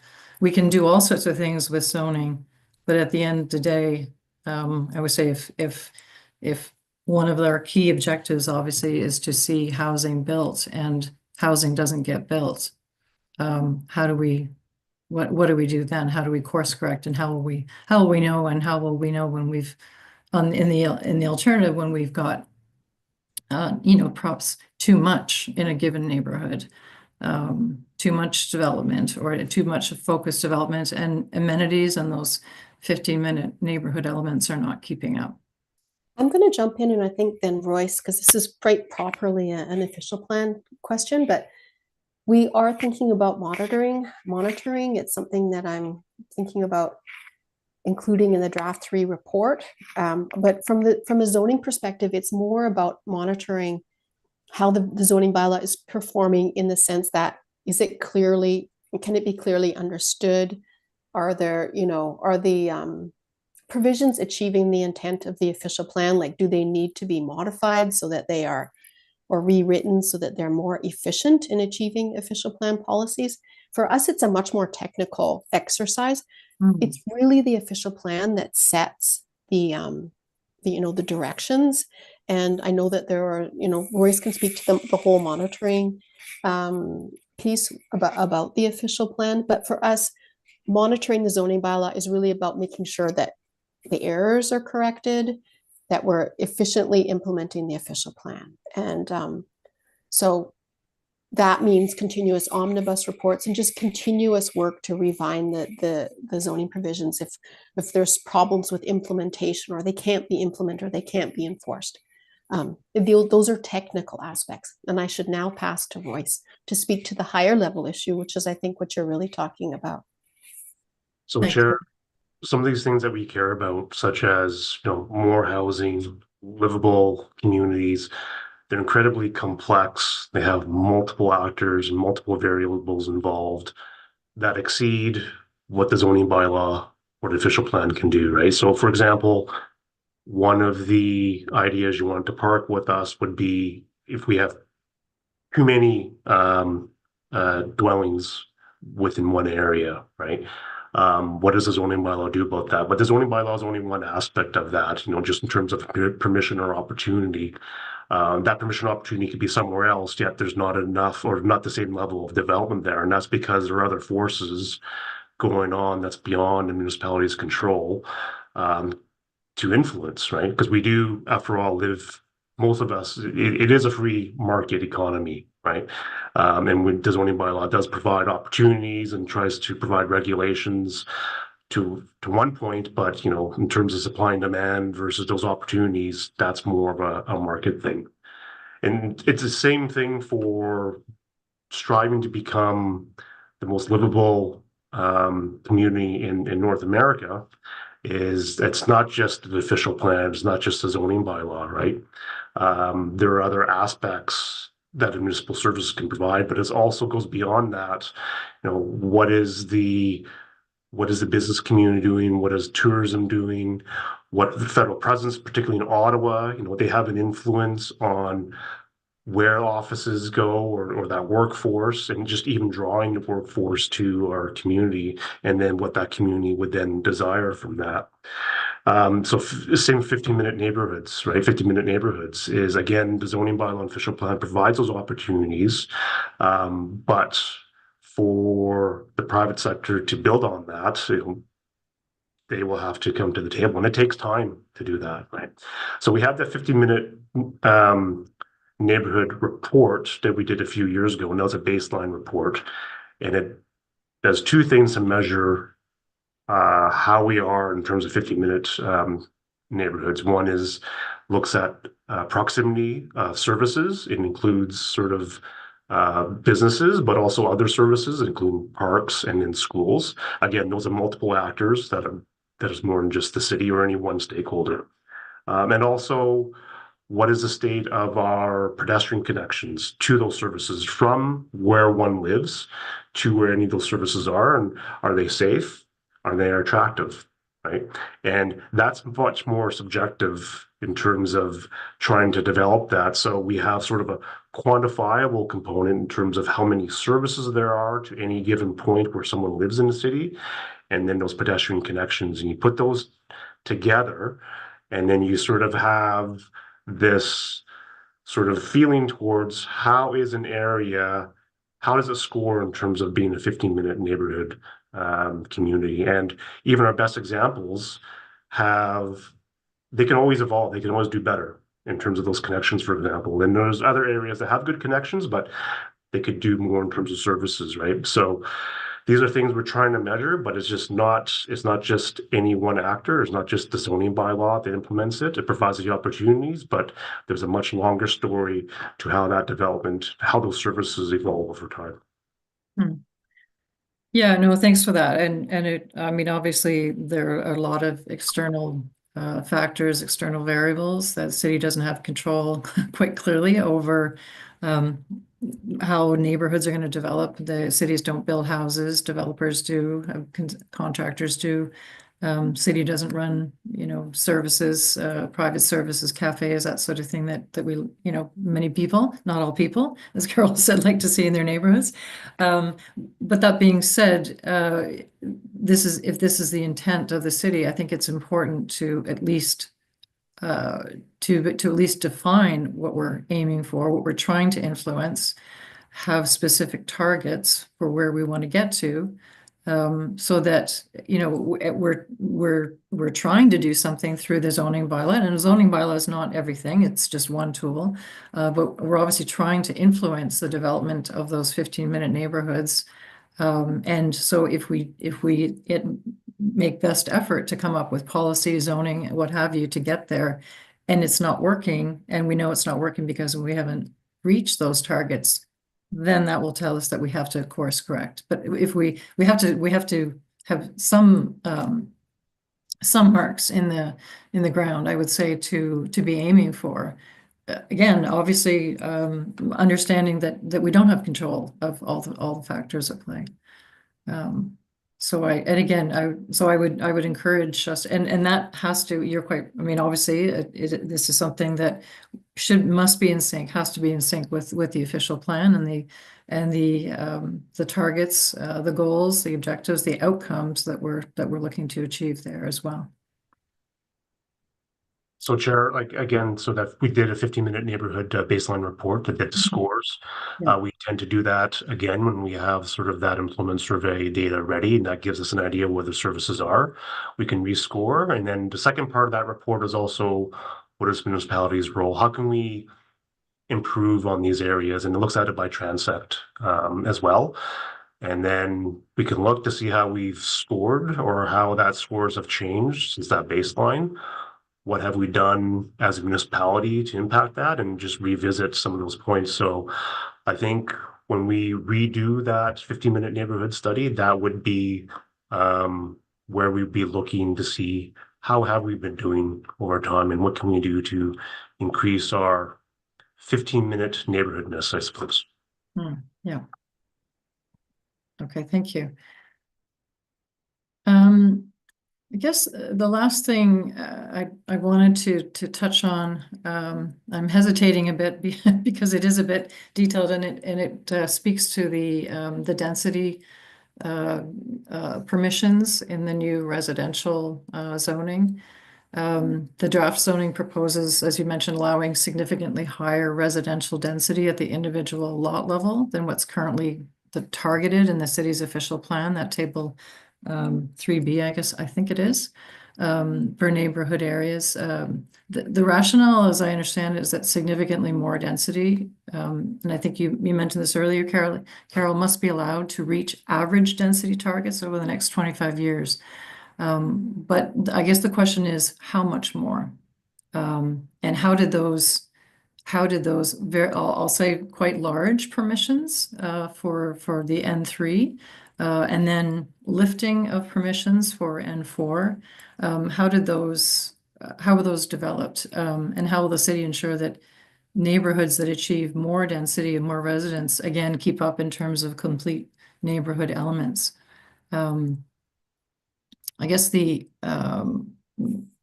N3 zone lots, the new limit would allow up to 150 dwelling units per hectare, which is about twice the average residential density target. And for N4 zone lots, the new limit would be 250, or 3 times the target. And I'm wondering how those were developed. Yeah. Okay, so there is a correspondence between the N1, N2, and 3 zones going up. So that, for example, the N2 is roughly equivalent to the R2 after Bill 23. Yep.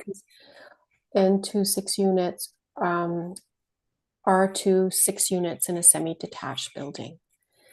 And then, a townhouse development with 8 units in it after Bill 23 can have 24. So, we're starting to see per building, right? We're not talking about per hectare, we're talking about per building. So we're starting to see densities. If you look at the, under Bill 23, when you compare them to our neighborhood zone framework, there's a lot of equivalency there. The issue is that we've shifted, like what is R1 right now could be going to N1, or it could be going to N2. Yeah. So you'd be going from basically 3 units to 6. And it's that delta or that change that is shocking for people. But you were asking, like, honestly, we've been looking at our densities and thinking, well, like, I wonder if we, like, based on the feedback and, the potential that's being created, and thinking about context sensitive development and so on, would it be better to try and reduce the number of units or lower the densities? But we are, like, Bill 23, people think, oh, 3 units per lot, it's a difference, it's perhaps shocking to people. But when you look at the full ramifications of it, especially with the townhouse development, we're into a whole other new world of densities now. And so,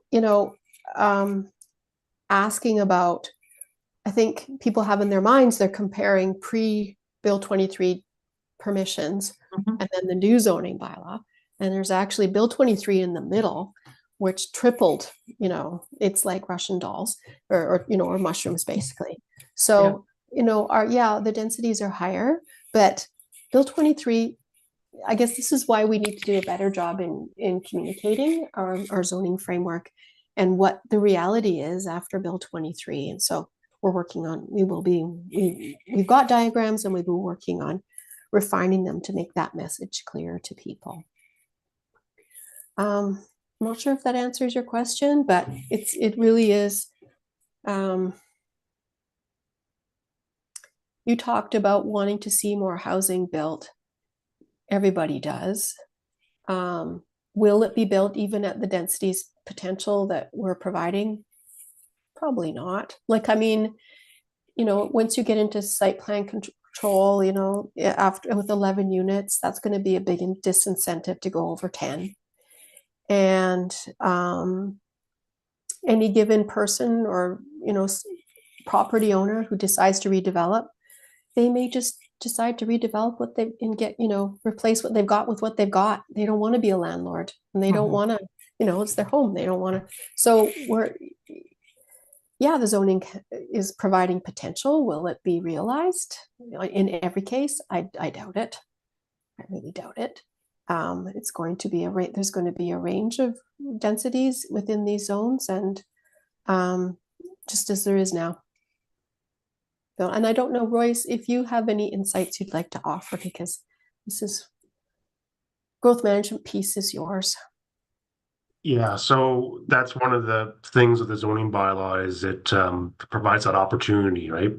But the reality, as Carol mentioned, is that what we call that absorption rate is quite low. We looked over the past 5 years, the number of these sort of gentle intensification type of units, and counted those type of dwellings, and they represented 1% of all the dwellings permitted or issued building permits in the last 5 years. So, we're not talking about an avalanche of these type of units. They do occur, and I can see and understand that some neighborhoods may have more than some other neighborhoods, but as a whole, they really are a low sort of absorption from the overall dwellings that we produce.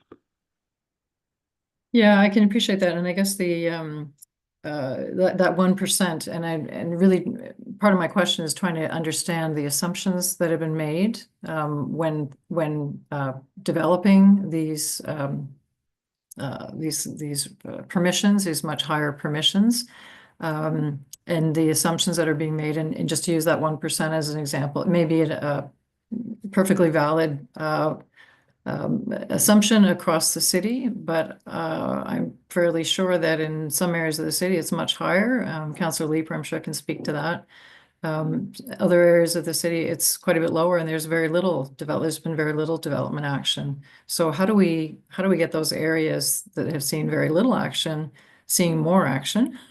And how do we maybe take the pressure off, or do things well in those areas that have seen, you know, I don't know if you feel inundated in Kitchissippi ward, or how you describe it exactly, but for those wards that have really been doing a lot of the heavy lifting for intensification, how do we manage that? And I'm just not too sure that having an assumption across the city, 1% driving zoning permissions for density across the city. I wouldn't say that that's the case, Carolyn. Like Yeah. that assumption, when we're trying to explain to the public why the per lot densities have to be higher, we have to give them a percentage about the number of units that are turning over. And whether it's, you know, it's actually closer on average to 0.5 in the city than it is, but you know, 1% easier to understand. And yes, it does range, but that's just to give people, to try and give people an understanding about the slow rate of you know, the number of lots that actually do turn over. And that is the basis for the premise for trying to have the densities higher. And once again, those densities do relate to what's permitted under Bill 23 right now, because we don't want to downzone. Mm-hmm.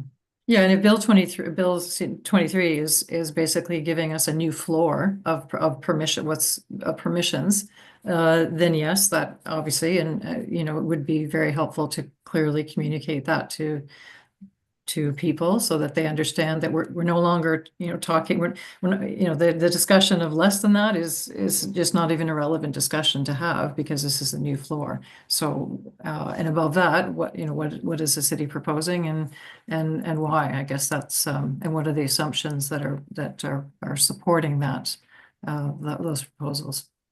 Maybe I'll hand it back over to Councillor Leeper, though I see your hand up. I just wanted to reiterate or help amplify that point, Carol. And one of the things that really causes a lot of pushback in the community is this assertion of a slow absorption rate. And when you take a look at Champlain Park, take a look at Hintonburg, take a look at Westboro, you know, there are multiple projects going on every street, every construction season. So if there is overshoot in the density assumptions, that's going to result in overshoot fairly quickly, I think, in some of those wards that are closest to the LRT in terms of actual units built. I absolutely get it for, I don't know, College Ward or somewhere in the bungalow belt where the new permissions may not result in a quick turnover of properties, right? Especially where there isn't that proximity to the higher order transit. But if we're using overshoot averages to develop target densities in the 15-minute communities in the streetcar neighborhoods, I'm worried that we are going to get to overshoot really quickly on the actual number of units built. And I think Carolyn's right that there needs to be some nuance in terms of and I thought I'd heard that from staff at some point over the past couple of months, that you are cognizant that there is absorption rates vary across the city. Yes. But we haven't seen that translated into different formula. I guess it amounts to the distribution of our, you know, where we're putting N2, N3, N4. I wouldn't, you know, like, is it such a bad thing if more housing is being built in those neighborhoods? Is it a bad thing that the densities are going up? It amounts to, is it a bad thing that there's more housing? I think that has implications if it has any sort of if it's creating any assumptions for our master plans in terms of the hard infrastructure that needs to be built to support the growth rates, if we're assuming a slow absorption rate, that has implications for the rate at which we're investing in infrastructure in those neighborhoods. And it's a communications problem as well, right? If we are telling residents in Hintonburg, the absorption rate with new permissions is going to be very slow, they're going to immediately see I understand. the challenge with that. And I think what you're providing, both of you, Carolyn and Councillor Leeper, is it's good feedback for us. Certainly, I think what you're saying is there's a nuanced approach that's needed. I'll take it back to the team.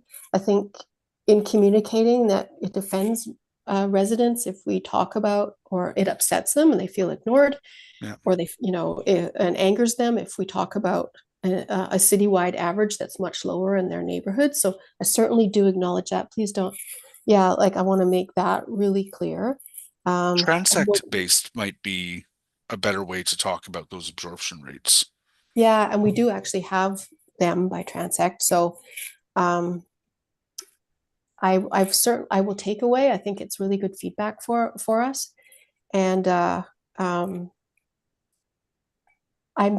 just to take it one step further, are you suggesting that you think the densities are too high? Is that the feedback that you're giving, and that you want them to see the densities that are permitted in those zones? So again, I'll take my cue from the chair and try not to be too parochial in my comments, but the increased permissions for the N4 in Hintonburg and in Kitchissippi Ward with that additional height are probably not necessary if that's where you're going to try to get where you've got some overshoot built in, and I think residents would be happiest if we kept those to the 3-story, and that's something I want to explore, right? Oh, absolutely, and we're definitely looking at that. But in other neighborhoods, where particularly the height limits are proposed to stay the same, some of those N2s in Champlain Park and stuff, no, having overshoot built in, so that it gets to be an N2 community or an N3 community sooner than you would have anticipated, except to the extent in which that creates assumptions for our master plans. I'm fine with that. But there are areas where we've seen significant new permissions given that are pushing the envelope of what residents are willing to live with. And if overshoot is built into the assumptions as to why we're adding some of those new permissions, then I have a significant sympathy for the residents and pushing back at that. Okay. I'm thinking about that, and we'll certainly take away. So you're talking about the areas that have experienced a lot of redevelopment to date, and it's in those areas that you think that the overshoot is too much, that you think that we should be scaling back. I just want to make sure I got that right. Yeah, and I'm thinking particularly of the areas where you've added an additional story from the R4 to the N4. Right. Okay. So are you talking about the overlay? Yeah. Mm-hmm. Yeah. Okay. Well, that's really good feedback. We can appreciate it. It's the type of thing that we need to hear so that we can improve the approach to how all of this, this density is going to be handled. And we want to do it in the best way that we can. Mm-hmm. Lots of discussion between now and March, but Carolyn, Chair, thank you very much for raising it. Yeah, no, thank you. And just to answer your earlier question, Carol, about is housing, do we want, and I'm mangling it already, but is housing, do we want the housing or not? I mean, yes, we want the housing. We can definitely use the density even in my own neighborhood. I personally, I support that.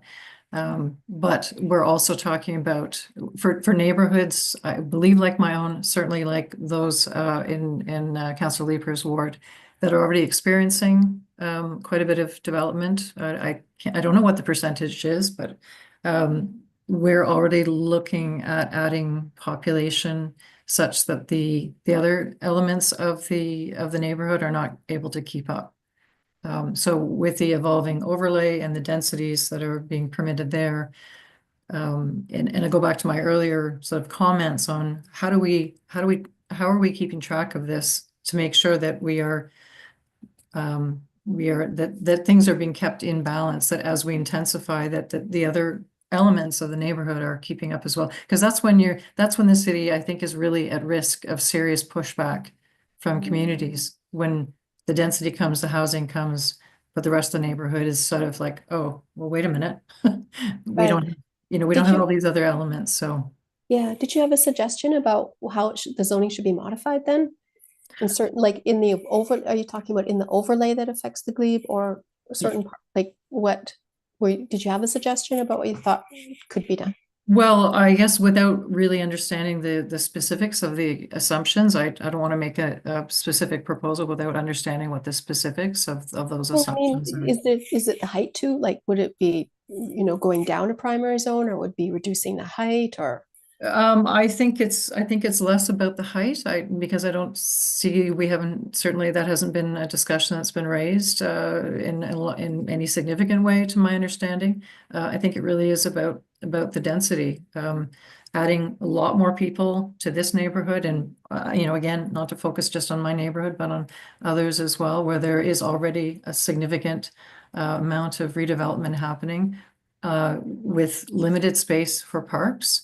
And no addition of parks in sight, and limited ability of, and that's just one example for the city to make those investments, to be able to keep those elements in balance. And I think that's where the city puts itself at risk. Okay, so you're suggesting then it's the densities permit, the maximum densities in the primary zones that you'd like to see go down. Yeah, yes. Sorry if I wasn't clear on that from the beginning. Okay, and in the N3 and N4, or all of the N zones? No, I think it's the N3 and the N4 in particular. And again, not to focus on my neighborhood, but I've shown slides of homes, larger homes, albeit in my neighborhood, which if you were far enough back, you would look at it and you would assume it was a single. On closer inspection, you see 6 doorbells, and it's been split up into 6 apartments.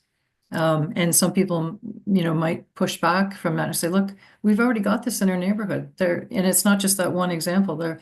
It's not something to be afraid of, I don't think.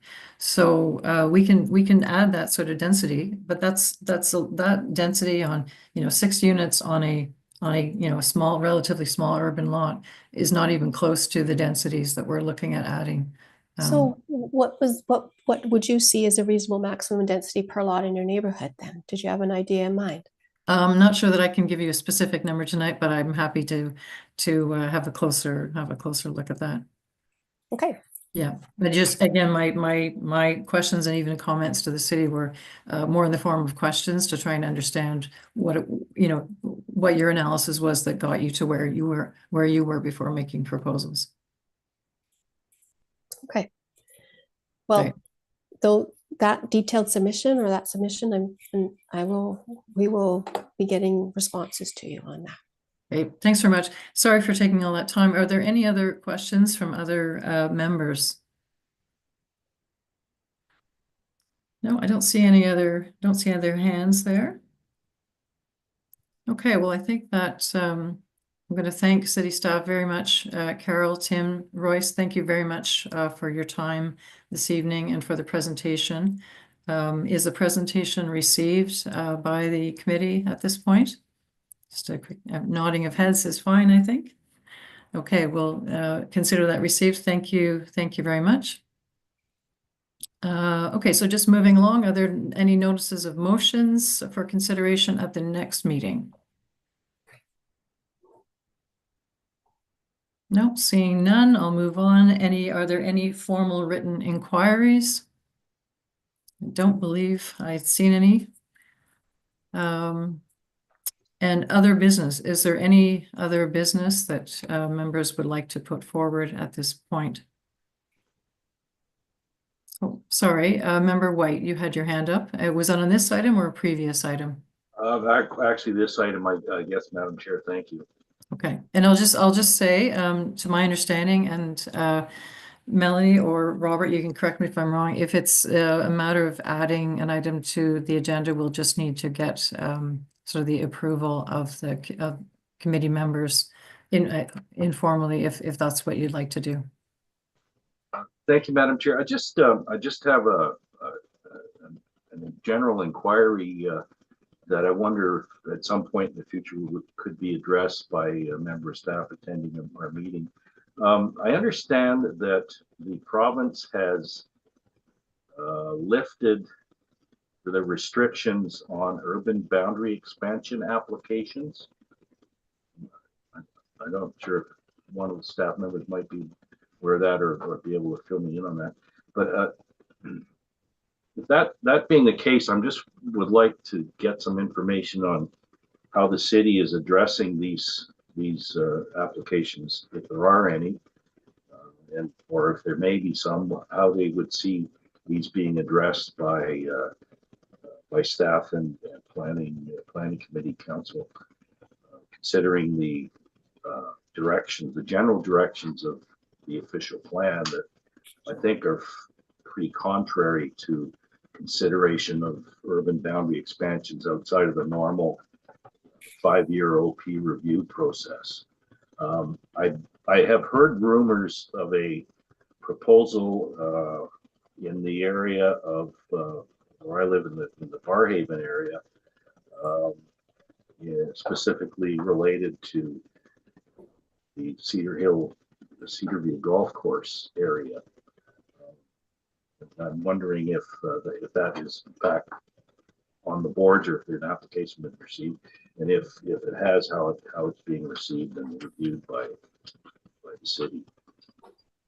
Thank you, Member White. Maybe if I may, just because we're 2 hours into it, and I don't want to keep staff any longer into this evening than absolutely necessary.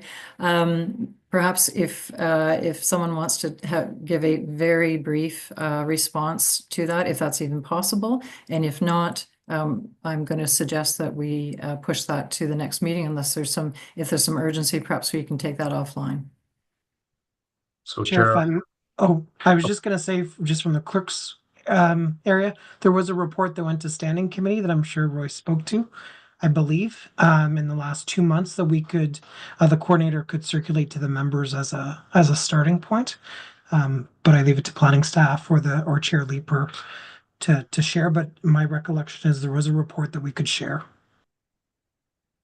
Yes, Chair, I'll try to be brief. So the PPS does make changes to permit expansion of settlement areas outside of a comprehensive review, and therefore that's one of the elements that we have to update our official plan now to be in conformity with the new PPS.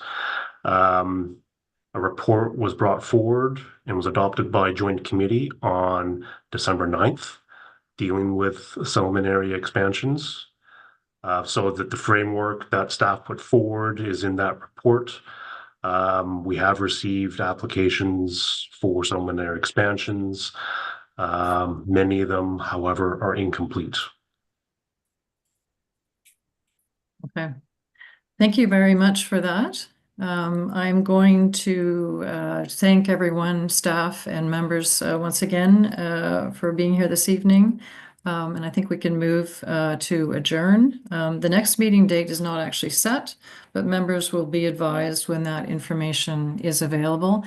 I'll just note that one of the agenda items that we were meant to be discussing and having a look at this evening was the work plan for 2025, and that was not available or ready for the committee at this point, and I understand that will be the subject of a next meeting early to be determined in the new year. So with that, I'll say thanks to everyone for the discussion this evening, and we are adjourned. Thank you, Chair. Have a good night, all. Thank you. Thank you.